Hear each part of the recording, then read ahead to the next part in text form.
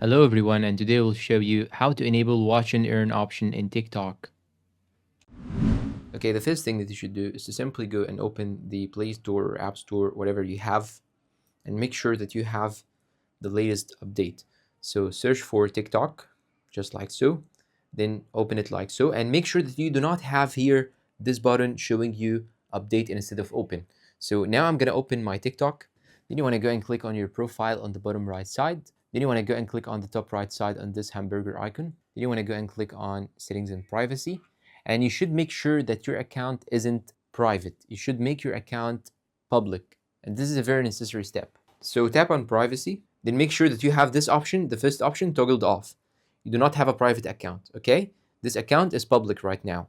Now go back, scroll down to the bottom till you find here support option or help center. Then go and click on report a problem. Now you need to know that this feature may not be usable to all the users. So watch and earn may not be usable to all users. So keep that in mind. It's according to many factors. So now click on this dislike icon, then click on need more help. And now you can talk with TikTok support. Go and click on monetization. Then now type a small message. Let's say, hey, I need to activate and get watch and earn option. Then send them the message, and he tells me that the reward task option is currently undergoing testing.